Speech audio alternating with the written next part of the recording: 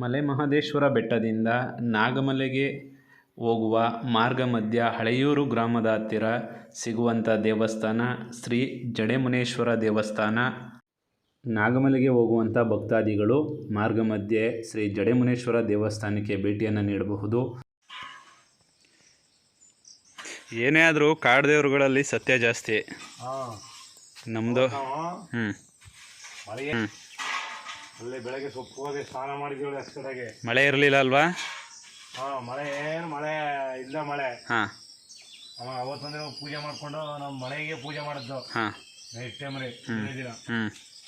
ಇನ್ನೊಂದು ದಿನ ಪೂಜೆ ಮಾಡಿ ಆನೆಗೆ ಅಂತೀವಿ ನೈಟ್ ಟೈಮ್. ನಾವು ಆನೆಗಳು ನಾವು ಪೊದೆಗೆ ನುಗ್ಗಿಸಿ ದೇವ್ರಿಗೆ ಅಷ್ಟು ಕಷ್ಟ ಬಿದ್ದು ನಾವು ನೈಟಾಗ ಪೂಜೆ ಮಾಡೋದು ಸ್ವಾಮಿ. ಕಾಲು ಕೈ ಉರಿ ಎತ್ಕೊಂಡು ಮಳೆ ಜಡಿ ಮಳೆ ಉಯ್ದ್ಬಿಟ್ಟೆ ಮಾಡ್ದ. ನೀನು ಮಳೆಗೆ ಉಯಿಸ್ತಿ ಹೋಗೋದು ನೀನು. ಇನ್ನೊಂದು ಈ ಅಮಾಸೆ ತುಂಬೂರತ್ಗೆ ನೀನು ಮಳೆ ಉಯಿಸ್ಬಿಟ್ಟು ನಿನಗೆ ನೀನು ಬಂದು ನೀನು ತುಂಬ ಹೊಸಕ ಮಾಡಿಸ್ತೀನಪ್ಪ ಮುನಿಯಪ್ಪ ಹಂಗೇನ್ಬಿಟ್ಟು ಗಾಡಿ ಬಿಟ್ಟು ಬಂದಿದ್ದೆ ನಾವು. ಈಗ ಅಮಾಸೆ ತುಂಬೂರತ್ಗೆ ಮಳೆ ಉಳಿಯಾಗ್ಬಿಡ್ತು.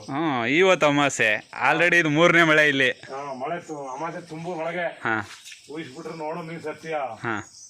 ನೀವು ಉಯಿಸ್ಬಿಟ್ರೆ ನಾನು ಅಮಾವಾಸ್ಯೆ ಹುಣ್ಣಿಮೆಗೆ ನಾವು ಒಂದು ಟೈಮ್ ಬಂದು ನಿಮ್ಗೆ ಗುಡಿಗೆ ಪೂಜೆ ಮಾಡ್ತೀವಿ.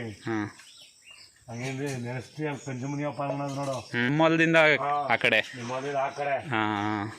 ಈಗ ಅದು ಮಳೆ ಮುನಿಯಪ್ಪ ಏನೋ ಸತ್ತಿದಿಂದ ನಮ್ಮ ಏರಿಗೆ ಬಿದ್ದುಬಿಡ್ತು. ಹಂಗಾದ್ರೆ ಅಭಿಷೇಕ್ ಪೂಜೆ ಮಾಡ್ಬೇಕು ನೀನು. ಹೋಗ್ಬೇಕು. ಯಾವತ್ತು? ಮುಗಿದೀನಿ.